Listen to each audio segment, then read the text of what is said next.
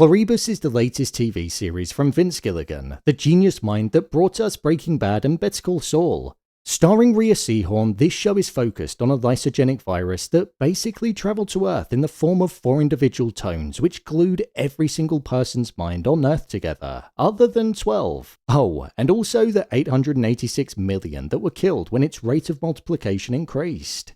With themes that are focused on being unhappy in life due to not being fulfilled, the power that one holds when put in the position that Carol was placed in, and this being an all-out modern take on a viral pandemic disaster story. Let's dive into the first 2 episodes, break them down, and discuss the ending. Here is Pluribus episodes 1 and 2, ending explained. Just to let you know, this video will contain spoilers. First off, let's talk about the virus and what it is. Well, technically, it's not a virus. It's a glue that sticks all of the minds of the human race together. But 439 days ago, there was a repeated pattern that was noticed through satellites from 600 light years away, which consisted of 4 individual tones. And those 4 tones were essentially a recipe for a nucleotide sequence. This was then perceived to be a lysogenic virus, which was tested on multiple different types of animals in the lab, such as guinea pigs, but it was the rats in the labs where it first seemed to take hold. It was once Jen was bitten where the rapid spread amongst humans began. The rat essentially mirrored the stages that we saw in the humans. I imagine it had a fit, it was then perceived to be dead, and then it awoke with the virus present. This virus doesn't seem to be airborne, but it spreads when saliva comes into contact with another host, as we saw when the scientists were kissing each other in order to spread it. This approach is something that goes against the traditional biting that we often see in zombie movies. But with Jen also licking the donuts, it shows that as long as saliva touches another host in any kind of way, then their mind will be taken over and they'll become part of the hive mind that operates.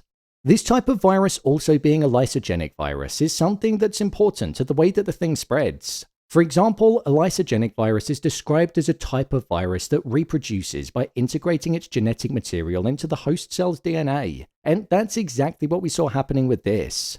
Once an individual becomes part of the hive mind, the memories, knowledge, and skills that were in a person's mind are transferred, and even if somebody died during the process, as long as they were seen to be a part of it for even a brief moment, then their memories and knowledge is stored. The collective described the process and experience as it being like a psychic glue. Once inside of the brain, everybody was then binded together. What I quite liked about these first 2 episodes is that I was so caught up on wondering what it is that was happening and what caused the virus to occur that I didn't actually sit there and think about who it was that transmitted the 4 individual tones and why it is that they wanted to take over planet Earth with this particular virus.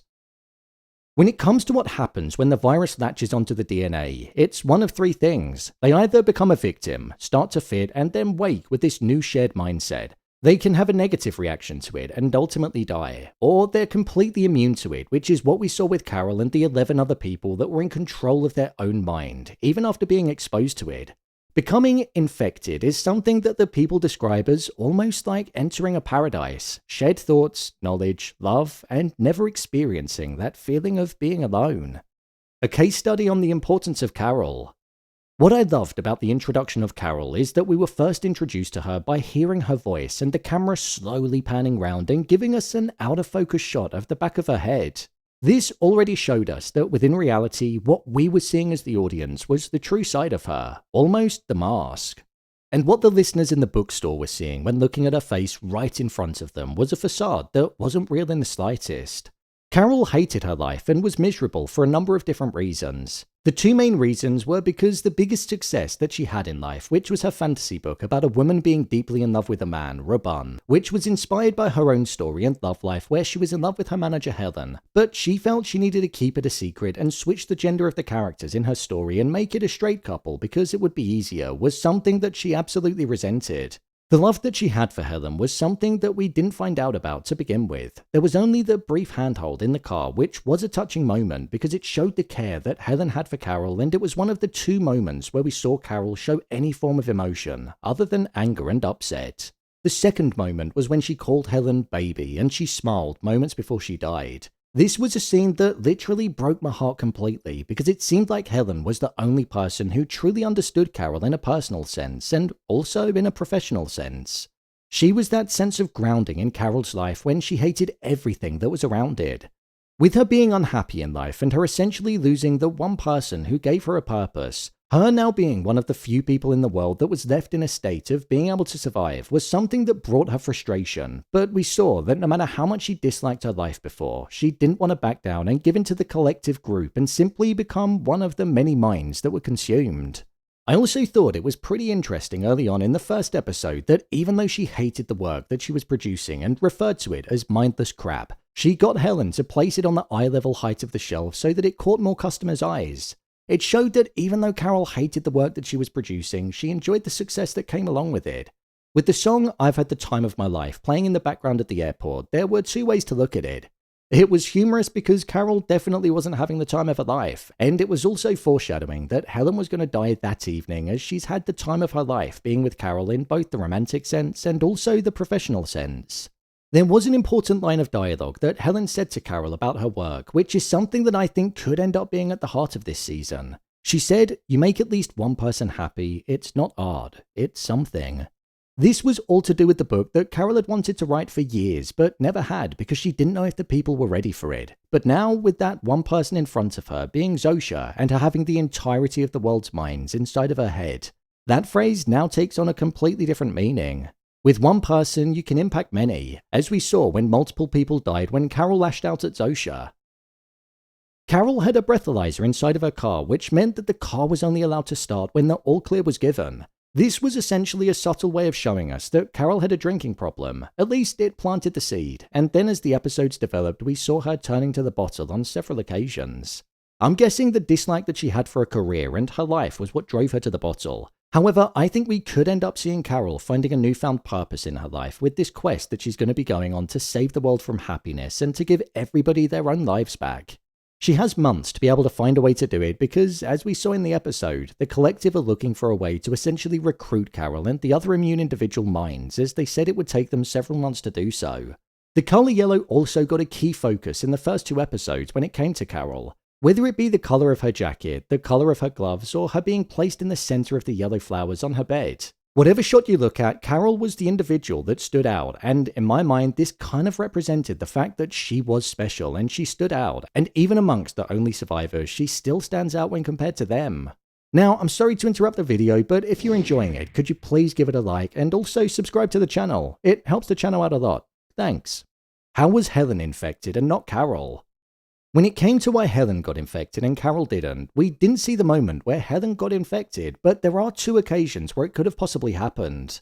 The first is when she took a sip from the drink that the bartender placed in front of her. There was a heavy focus when the drinks were put down, especially on the rim of the glass. So maybe the rim of the glass or the liquid had something on it, which is what ultimately led to her becoming infected. However, with the amount of time it took from that moment until the takeover began, it feels like it would have been far too long. We roughly saw the time frame with Jen earlier on in the episode. I think a more plausible explanation as to why she became part of the collective is that when Carol went over to help the man that had just crashed his car, somebody that was infected inside of the bar left, saw her, and with the main intention being recruitment and trying to get more people to join them, I think they went over and kissed her. When you look at when she started fitting, it would have definitely made sense for that to have been the case. Plus, the element of distraction with the car crash and the camera seamlessly following Carol made us think that nothing was going to happen, and it also took Carol's attention away. So I think it all happened off screen and ultimately made it more powerful. When it came to why Helen died from what happened, again, there are a couple of different reasons for that. The first is that the virus didn't take with her in the way that it did with most of the people, meaning that it ultimately killed her. This is similar to how real-life viruses work, where age, immune system, and other factors come into consideration, so that could be one of the reasons. Almost like how it didn't affect Carol, it had the opposite effect on Helen. Or the other reason could be that due to the virus, she fell back, hit her head, and that was what ultimately caused her to die. But the reason I'm sticking with is that the virus just impacted her differently when compared to the others, just like it did with Carol. My review of the episodes. This show felt like Vince Gilligan, and I'm so glad to have his brains behind a TV series and his hands behind the wheel in directing it. He wrote and directed these first two episodes, and it had everything within it that made the likes of Breaking Bad and Better Call Saul the masterpieces that they were. If we look at the first episode, for example, this was all about laying down the foundation for this virus that was going to spread, and us being aware that there's something terrible on the horizon, but Carol didn't have a clue. With us being teased with the news broadcast of the lab being closed at the bar due to the outbreak that Carol and Helen didn't see, I just had this burning sense of frustration and tension that was inside of me because I wanted to warn them. As well as that, the way horror tropes such as the infected walking towards Carol in the background out of focus as she was sitting there unaware, but then also an overwhelming sense of panic. It had everything that standout horrors have with capturing that creepy environment. I was just sitting there impressed with what I was watching and in awe of how they were executing something so original despite the fact that it was following a formula that we've seen before. When Carol got back to her house and she was dragging a lifeless Helen through the door, that was a moment where it really hit me the gravity of what she was doing, and how in an ordinary situation she'd be seen as crazy. She was driving around with a body in the back of her truck and moving it around the house. It was uncomfortable and upsetting, and it just showed the grief that was hitting her. The type of shots that were featured in this show were very much reminiscent of Breaking Bad and Better Call Saul, with the environment really playing a part in what we were watching. Marshall Adams and Paul Donahue are serving as cinematographers, and they were both on the previous two shows, so it makes sense. There were multiple shots where it was almost like the camera was positioned somewhere in the corner of a room, and it was as if it wanted us to be a fly on the wall rather than be amongst it. For example, shots like these. The sheer space that would be around the characters almost enabled it to serve as a subconscious reminder that there was nobody else there. Even though there wouldn't ordinarily be, the space almost became a character, and it showed that in that moment they were very much on their own, especially Carol. One of the opening shots in the second episode where the camera was just spinning around Carol as she was looking around was a fantastic one, and I feel like it symbolized the confused state that she was in and that she didn't quite know what was going on and even what to do, looking out at a world of absolutely nothing but destruction. There was also something so haunting about the opening scene of the second episode where Zotia was just walking through the city. She got on the bike, then the plane, then in the shower, and no words were spoken. Obviously, as she's part of the hive mind, there's no need for words, but it really enforced the almost choreographed movements that they could all make because they all knew what each other were thinking. The synchronicity in the words that the collective were speaking, the movements that they were doing when walking all together at once, and even the dead behind the eyes smiles that they'd all have when standing around listening. It was actually quite jarring and uncomfortable because at face value they mean no harm and they've got a positive emotion on their face. But when you dig deeper, the movements and the lack of anything behind the eyes painted the haunting reality of what was actually occurring. Another scene that really stood out to me was the reveal of it spreading in the parking lot and the following few minutes. The scene just gradually built up. It started with silence and then the environment just filled with noise. There was banging, there was the car alarm, and the music was gradually increasing in volume and tension. The shots of people just standing there were so haunting. Albuquerque was on fire, and the way that they all appeared and just peered over the car with the shot lingering, it was just nightmare-inducing. For a moment, all we saw was Carol's eyes, so it really captured the sheer emotion that she was going through, and it also implied that she could see something and we couldn't for the first time. It flipped things on its head because before, we knew that a virus was coming and she didn't. This allowed for the anticipation to build, and arguably, I think this could potentially be one of the most haunting shots of the year. The focus kept drifting between the foreground and the background as we were just seeing more and more appear. I also thought a really haunting shot as well was the city burning in the distance, and we were looking through the window at Carol, and then behind Carol there was Helen's dead body. It just encapsulated everything in a single frame. The characters that we were introduced to in these first two episodes were also written so well. All of them were likable, except for Kumba and Lakshmi. Kumba for obvious reasons, because he was just being exploitative and letting the power go to his mind. But with Lakshmi, the fact that she was the only person that didn't give Carol a handshake at the introduction, I knew from then she'd be a piece of work, and she was exactly that. She was almost in denial about her family still being who they were before the mind glue took over, and she wasn't prepared to be rational. So whenever she appeared on the screen, I was frustrated, especially when she was screaming at Carol. The theme of Is the World a Better Place, because technically world peace was present, was a really interesting idea that also got explored, especially with the fact that the collective weren't actually capable of harming anybody, or even animals. It's one of those things where the world would be a better place because humans wouldn't be destroying it, but the very people have to essentially lose their own identity and their own humanity. As Carol said, those that want to be a part of it are essentially traitors to their own species.